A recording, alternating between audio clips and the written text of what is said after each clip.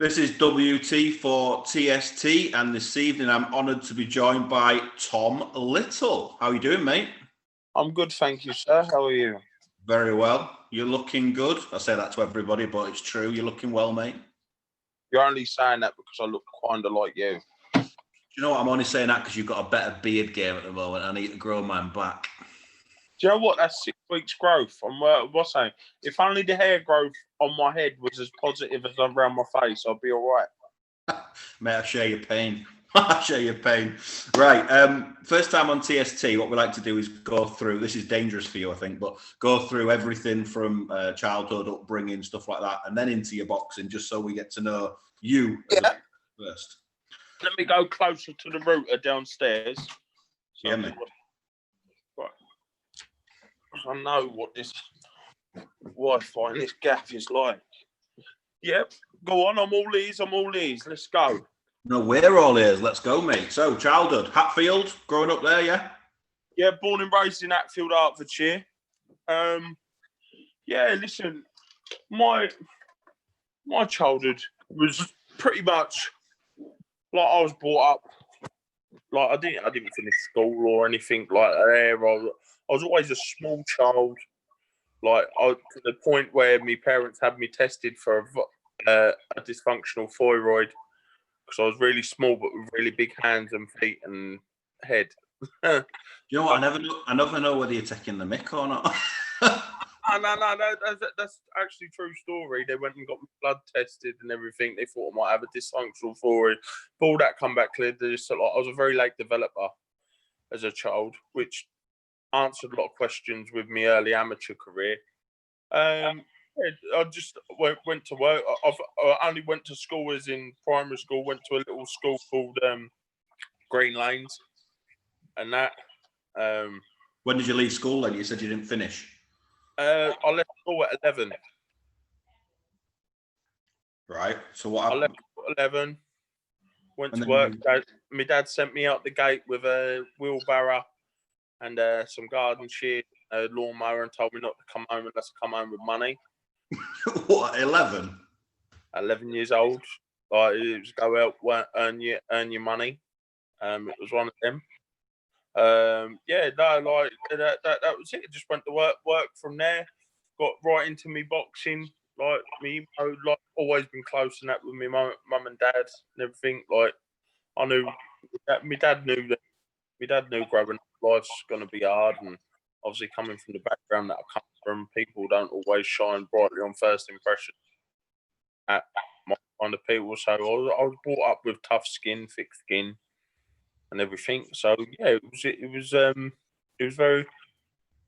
I'd like to say my childhood was different, but my childhood weren't no different than any other child coming from my community. You understand what I'm saying? So I lived a normal childhood for like another lad, but for like it was very unnormal. I was only going out doing normal things for a travelling lad, but other people look like what? You know what I mean? Yeah, it was that there, and then just got stuck into me boxing and worked hard at that. Took a lot of hidings early on in amateurs, down to the late development thing, because I used to give a lot of age away. So I was fighting like boys that were just going through that development stage, and they were walking around with muscles and little baby tashes, and I looked like I weren't long out of Pampers, jumping in there, beating on my chest like a little gorilla, and getting my head punched in. How old were you when you started then? I was 13 when I started. Begged my dad to take me boxing. Begged him. Didn't want none of it. Ended up sneaking with me cousin. My cousin, brilliant amateur boxer. He should have stuck at it. Had so much natural. Yeah, so I've literally just tried to find my way through, get myself in the gym, get myself active. Then my dad said weren't taking no answer. Then my dad got right into it. like he got really, he like proper pushed me to the point of where I started to dislike the of it. But it went not for no fault. He just wanted the best for me. Like I remember, there weren't no sport time making weight. It was the era of suck lemon, put a big bag on, go for a run, not eat, don't drink, jump, have a fight. Right. And that's the era that I was in. And me and Dad had a falling out numerous times about food.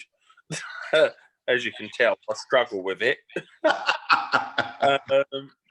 Yeah, so that was it really. Like I done well as an amateur, but I didn't box.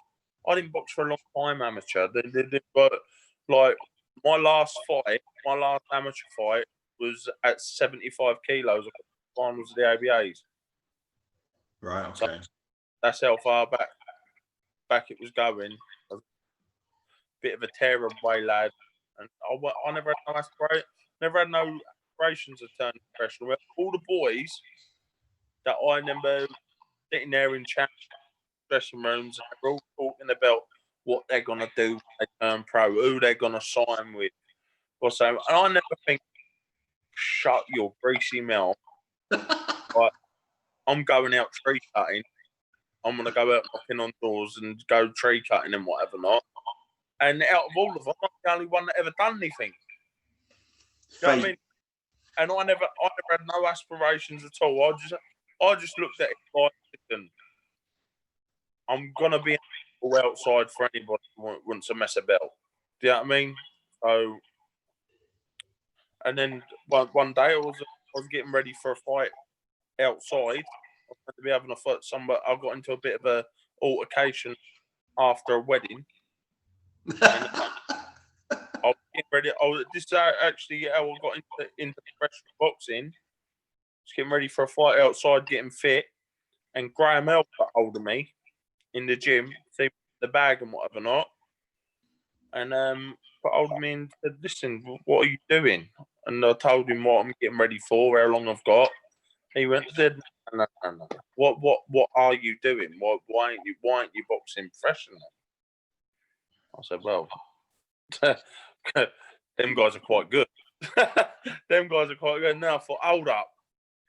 Tree surgery and scrap metal ain't making a lot of money these days. And realistically, I weren't very good. Right? Can you imagine me walking to your door with a clipboard asking you if you want your driveway cleaned or some trees cut? You want to think, hold up, listen, I don't trust this fella. And I had that quite a lot, right? I look quite aggressive and intimidated, even though I'm not like that. Do you know what I mean? I smile in a very like, do you know what I mean? Like, hello. No, it was one of them. I just thought, Joe, what? He who dares wins. Next thing I know, 6 weeks later, making my professional debut in a little nightclub in Luton against a fella from Rolanda Cessna. And that was it. Never looked back. Never looked back. So you thought we were talking off camera about you and Billy Joe. Good mates, but fought a lot growing up, yeah? Tell us some stories. Oh no, don't really. Do you know what it is? There ain't really any stories. What's saying? Listen, me and him were just always two boisterous lads. You get two boisterous lads. What's saying? We're just babies. Do you know what I mean? Like babies. Do you know what I mean? So if I told you stories, I'll be honest with you, my memory ain't the best of memory anyway. Do you know what I mean? So just like me and him, the best is were probably in him fucking going taking cars and whatever. Where like not strangers' cars, like people like from around us. Their old football driving rallying cars. We go and like float about on them, and we were just neither one of us ever knew how to say no. Neither one of us ever wanted to be the one to say no. That ain't a good idea. Shouldn't do that. And so you egg each other on and just keep going. Yeah. But both of us were sort of friend to one another that no parent wanted their son to have. Yeah. Do you know what I mean? So and that was it really. Like we just listen, we were just little babies. Like I'm very good pals with Joe. Like meaning very very good friends, and that. So yeah, do you know what it is? People get hold of things and just they twist them up, like whatever not, and friends scuffle and do their kids and whatever not. Is it? And that's all it ever was. Like there's just two little boisterous tearaways wanting to grow up before they were. Do you know what I mean? Right. One serious question I have for you about Billy.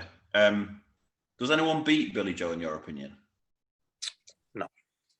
And that ain't because he's my mate. I can tell you now, right? Billy Joe don't know how good he is himself, right? You will not see the best of Billy Joe until you put a Canelo in front of him. I would put Golovkin in there, and Golovkin's still a great man, but I think Golovkin's fell off a little bit now. Where like, do you know what I mean? He's not the hot topic of conversation.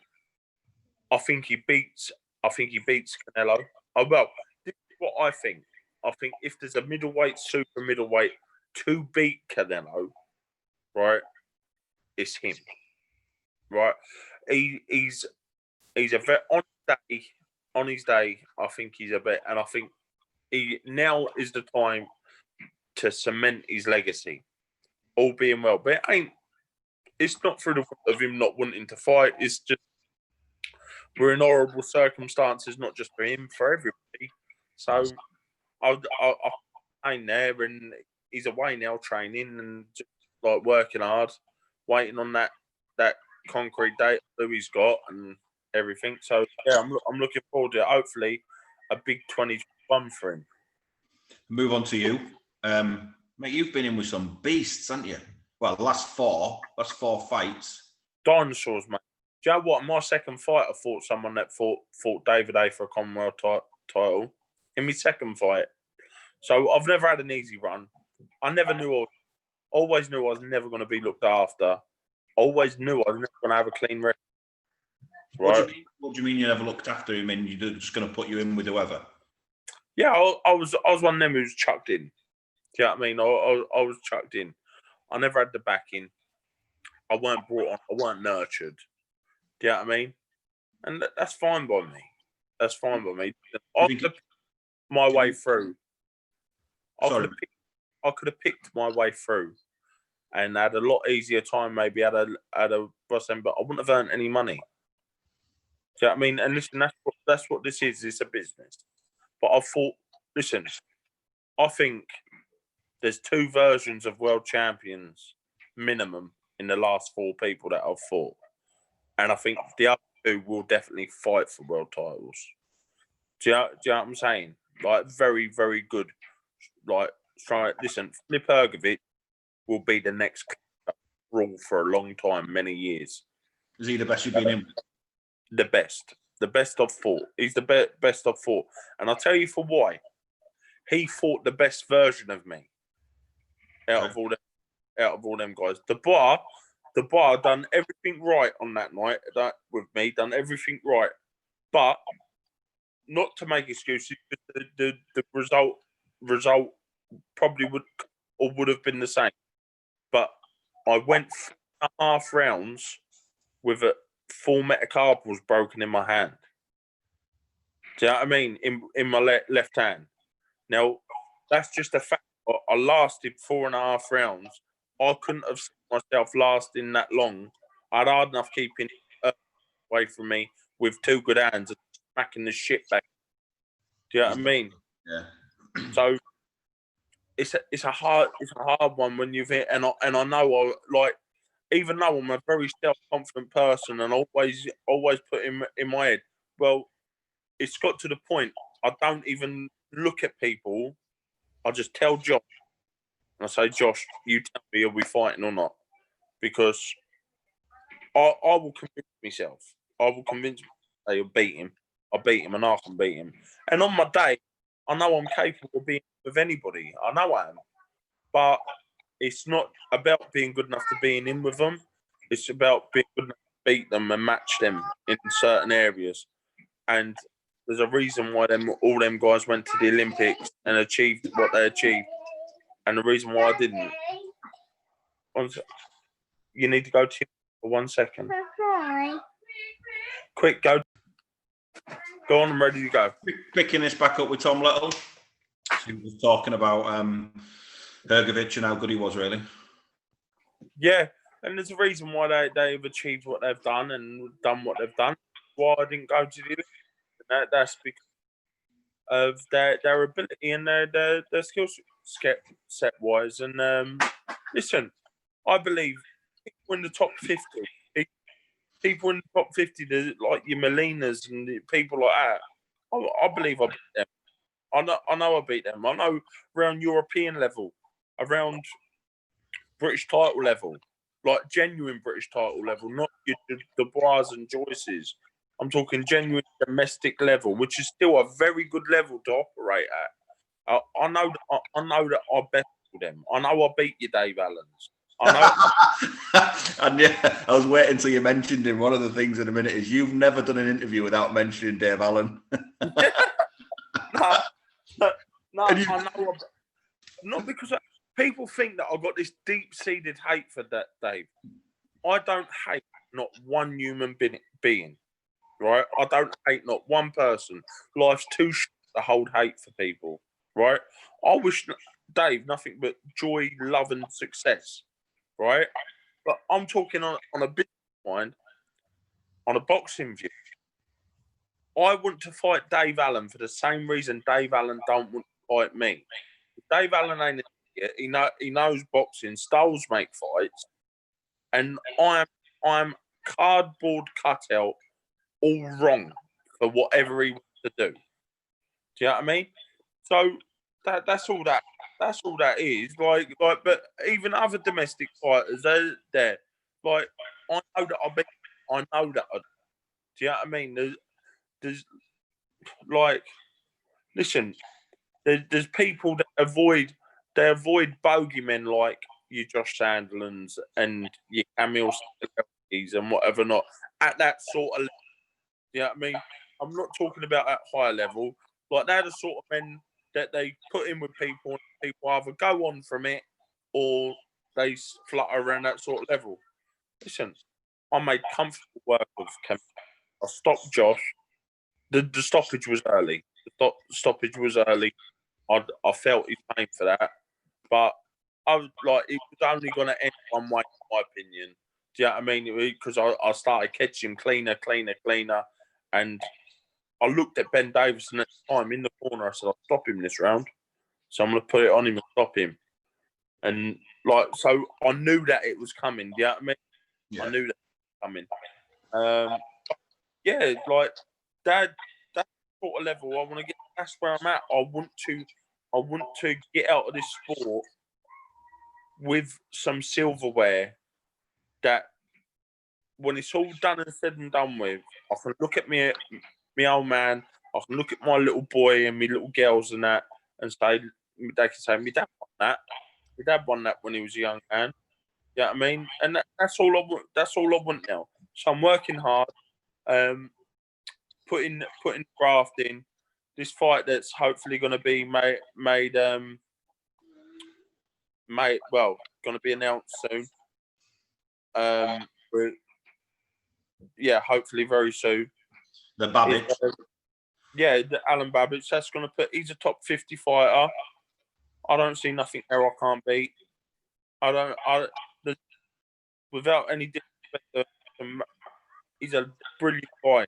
I like him. I've got a lot of time for him. Not nice fella, but this is business, and he believes he's going to be too much for me. I don't think they're going to be putting their woes and worries about fighting me, which is a good in my retrospect. And I genuinely haven't been this confident of winning a fight since I stepped into York Hall and fought Josh Sandland. And to be fair, it's all respectful as well. When I was talking to him, he was like, "Oh yeah, Tom, he sees you like a mate." He says, we'll have a fight, we'll do whatever, and then we'll go to the pub and have some beers after." Do you know what me and him said? And this is the good truth. Me and him said, I said, me and you will meet in the middle. We will punch living lumps out of one another, and we will get out the ring, and we'll go to a pub, we'll drink it right, celebrate for the winner. Right? That's respect, mate. Yeah. That's what he said. That's how I am, though. Listen, I don't know. Listen, it's a sport. Out of all said and done all, it's a sport that we all love and fight and bleed for. So listen, there's got to be a winner in all sports. Got to be a loser. Mm-hmm. Do you know what I mean? And yeah, we'll go. We'll have our little war up. I'm sure for however long it lasts. Is me and him hate each other's guts and really hurt one another. And then when it's done, there we go. Have some beers. So do you think nowadays it's easier to make fights through social media, calling people out, stuff like that, rather than the back door? I've said to some young talented fighters, nobody's gonna know who you are or care. Listen, it's nice to be a gentleman. I'm a gentleman. I'll help anyone. I will literally help anyone. But if you don't put yourself in that frame, nobody's going to put you there for it.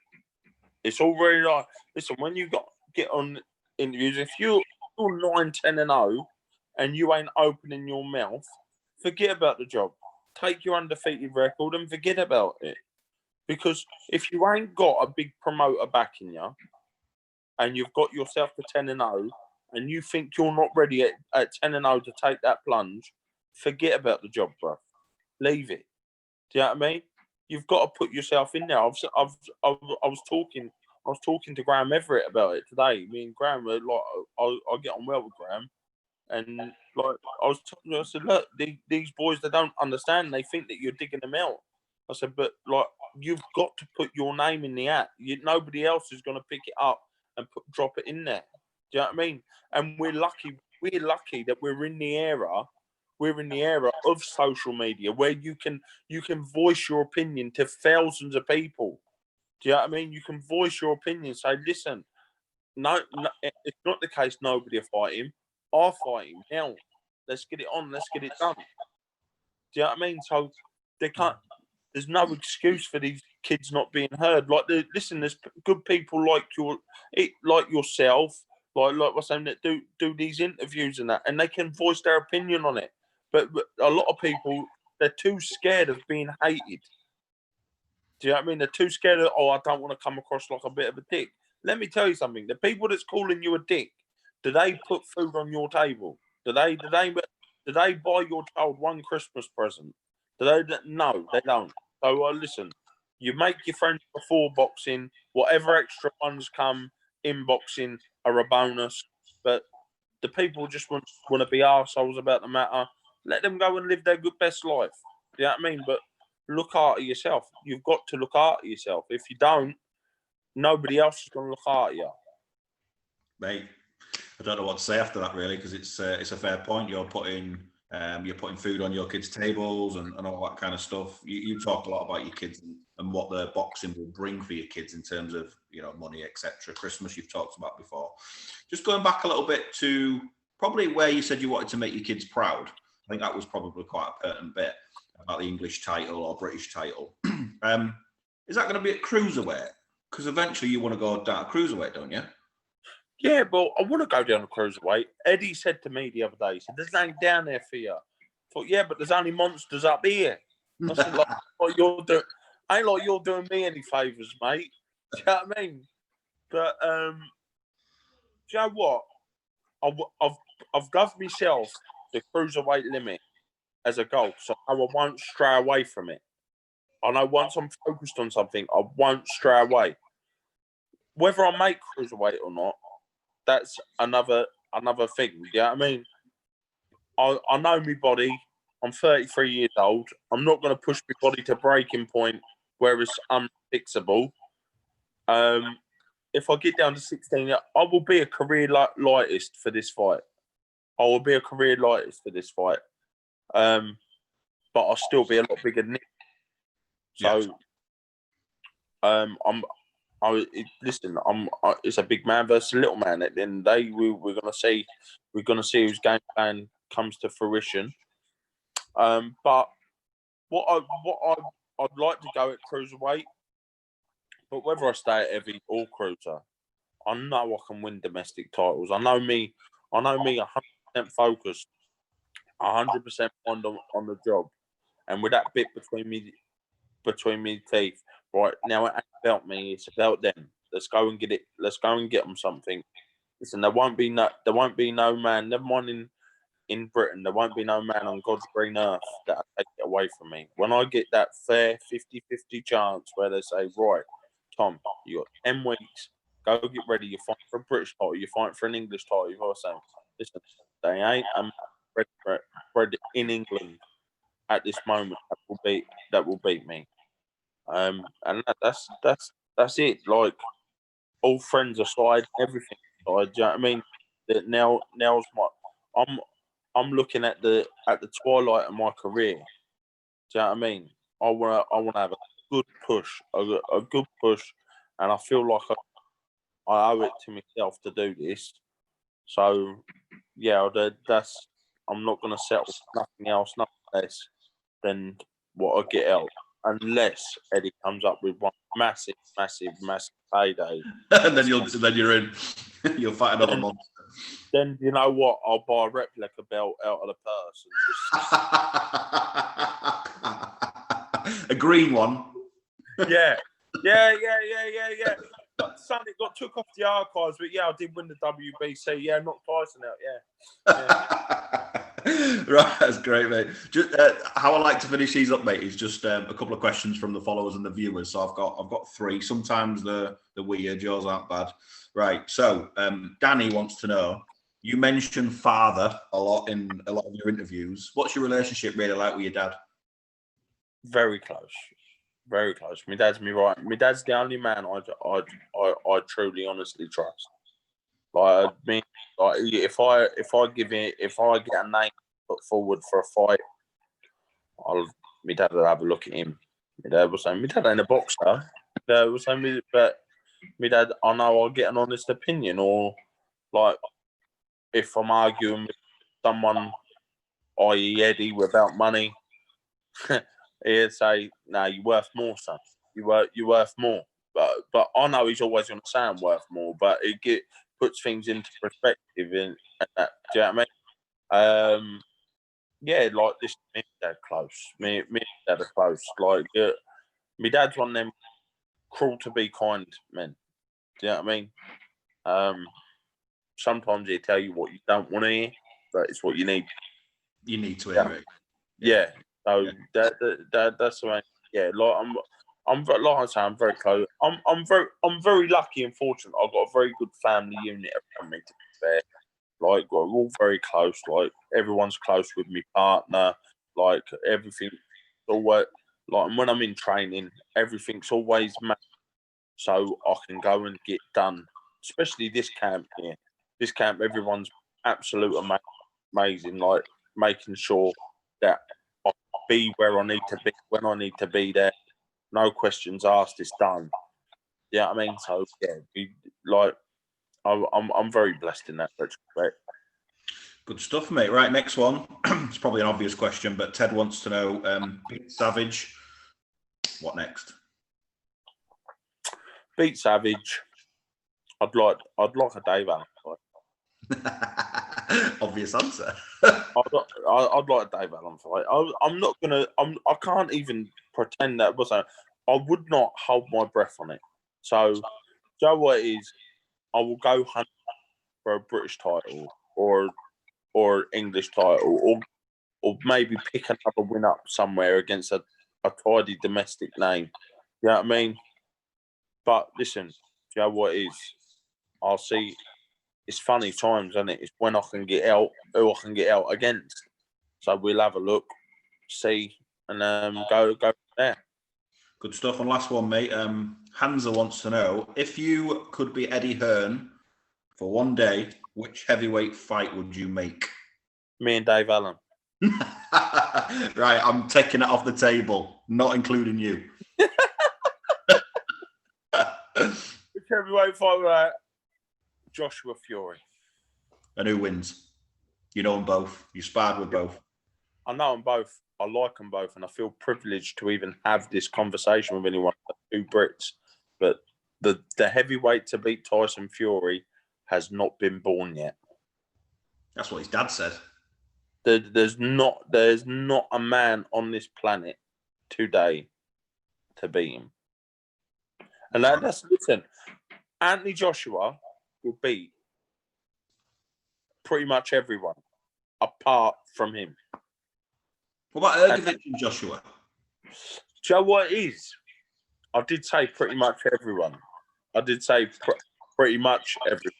Ergovic, let me tell you something. Ergovic, give him another 12 months.